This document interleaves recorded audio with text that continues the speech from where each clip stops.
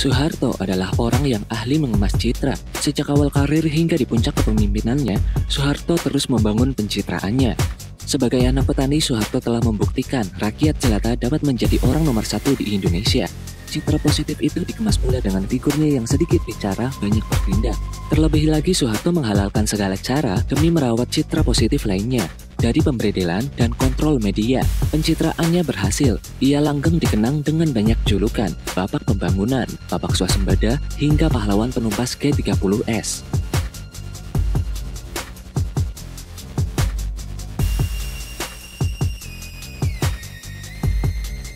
Awal mula kisah Soeharto. Sang arsitek Orde Baru itu senang menggambar dirinya sebagai anak petani dari desa Kemusuk Godean, Yogyakarta. Citra ambisius dari seorang petani yang kemudian menjadi orang nomor satu di Indonesia itu begitu menginspirasi anak-anak Indonesia pada zamannya. Riwayat hidup Soeharto sering pula dikisahkan oleh guru-guru di bangku sekolah seluruh Indonesia. Dalam masa itu, Soeharto tak saja menjadi simbol keberhasilan anak petani, tapi juga menjelma menjadi sosok pemimpin, teladan, dan pahlawan negeri ini.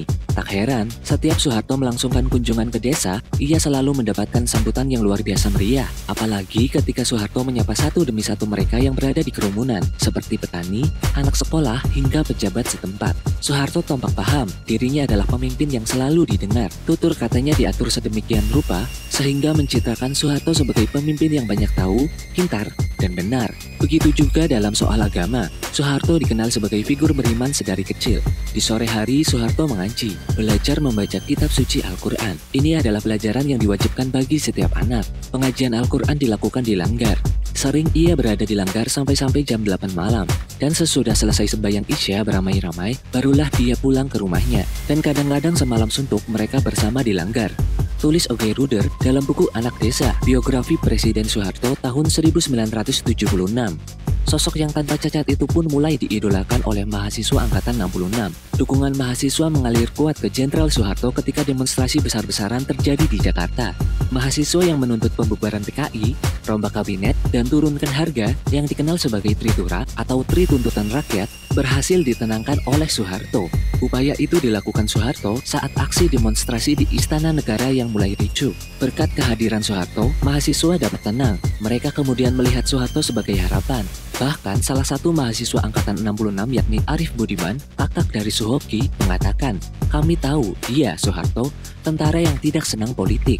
Soeharto, anak petani desa Kemusuk Yogyakarta itu muncul dari balik kabut pada 1966. Dia datang sebagai Semar, tokoh punakawan dalam dunia wayang yang kepadanya Soeharto sering dinisabahkan, sederhana dan murah senyum. Seperti Semar, Soeharto melakukan hal yang bahkan tak bisa ditunaikan oleh para kesatria ketika datang masa-masa kritis. Dia dianggap sebagai pahlawan yang sukses menyelamatkan Indonesia dari bencana komunisme, meski dengan banjir darah besar sebagai ongkosnya. Dan juga, dia menyelamatkan bencana ekonomi akibat hiperinflasi. Tulis Farid Gaban dan kawan-kawan dalam tulisannya di majalah Tempo berjudul Antara Semar dan Don Corleone tahun 1998. Soeharto merawat citra. Seiring dengan mempertahankan kuasanya, The Smiling General pun amat piawai dalam merawat citra-citranya. Pencitraan itu mulai dikuatkan Soeharto lewat berbagai upaya dan kebijakan. Lewat mata pelajaran di bangku sekolah misalnya, melalui mata pelajaran sejarah dan perjuangan atau pendidikan moral Pancasila. Peran Soeharto disebutkan begitu menonjol. Dia juga dianggap sebagai aktor yang memegang kunci dalam rangkaian perjuangan serangan umum 11 Maret Yogyakarta hingga penumpasan PKI dan antek-anteknya. Soeharto disebut pula sebagai pembela Pancasila dan Undang-Undang Dasar tahun 1945. Karena itu, peran-peran Soekarno, Muhammad Hatta, dan tokoh-tokoh lainnya kurang ditonjolkan dalam berbagai hal, terutama penulisan sejarah yang disponsori pemerintah meliputi sejarah populer, lisan, dan lain sebagainya. Bahkan tokoh-tokoh itu terkesan sebagai pelengkap dalam sejarah perjuangan bangsa. Upaya itu seakan-akan mengalami narasi. Sejarah memang ditulis oleh pemenang. Tak hanya itu, Soeharto turut mengontrol media untuk melanggengkan citra positifnya. Entah itu dalam program radio, televisi, hingga surat kabar.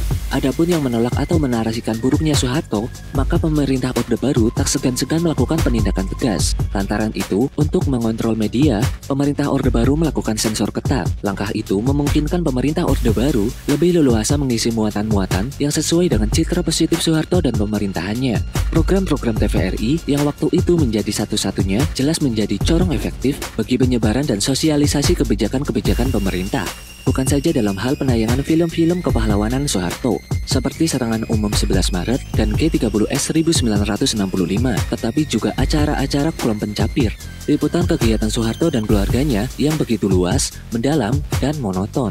Semua itu sekali lagi memperkokoh citra heroisme Soeharto yang menjelma setara dengan negara itu sendiri, ujar FX Baskara Tulus Wardana dalam buku Menguak Misteri Kekuasaan Soeharto tahun 2007.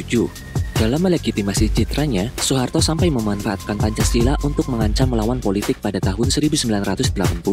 Upaya menyebar ketakutan itu juga muncul pada pembukaan rapat pimpinan Angkatan Bersenjata Republik Indonesia atau ABRI di Pekanbaru, Riau pada 27 Maret 1980. Kemudian narasi yang lebih personal disampaikan oleh Soeharto dalam pidato tanpa teks pada peringatan hari jadi ke-28 Komando Pasukan Sandi Yuda yang sekarang menjadi Korps Pasukan Khusus di Cijantung, Jakarta 17 April 1980. Daripada kita menggunakan senjata dalam menghadapi perubahan Undang-Undang Dasar 1945 dan Pancasila, lebih baik kita menculik seseorang daripada 2/3 anggota MPR yang ingin mengadakan perubahan, ucap Soeharto dalam pidatonya. Itu dia pola pencitraan Soeharto yang dikutip dari berbagai sumber. Menurut Sobat CS gimana nih? Itu pencitraan atau bukan? Tulis pendapat Anda di kolom komentar ya. Like video ini jika kalian suka. Share ke teman-teman Anda biar lebih banyak yang tahu. Dan terakhir jangan lupa untuk subscribe, follow akun Instagram dan Facebook kami karena ada banyak sekali informasi tentang sejarah-sejarah menarik lainnya. Sampai jumpa lagi di video selanjutnya. See ya!